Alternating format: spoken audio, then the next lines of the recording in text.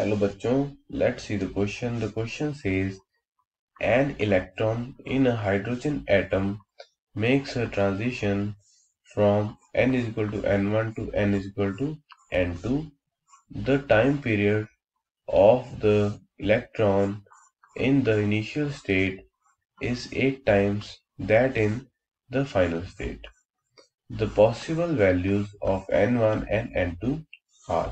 तो देखिए, we know that time period for an hydrogen atom electron जिसमें revolve कर रहा है around the nucleus is directly proportional to n cube और हमें पता है time period is 1 by frequency. तो यहां से हम लिख सकते हैं frequency will be inversely proportional to the n cube.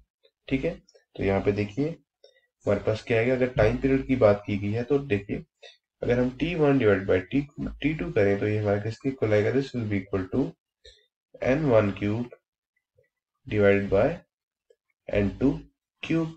Okay, now हमें गिवन है a जो t1 है that is equal to 8 times of t2। तो यहां से हम फाइंड कर सकते हैं 8 जो है हमारा t1 हमें गिवन है 8 times of t2 divided by t2। This will be equal to n1 cube divided by n2 cube.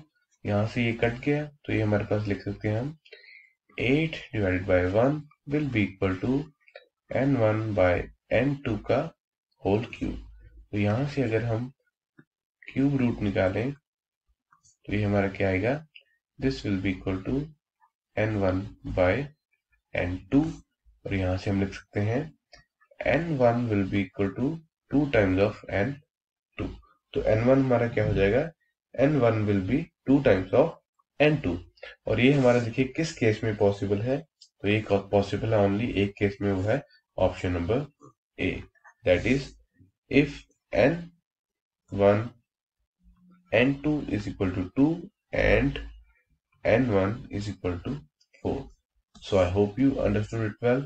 Best of luck.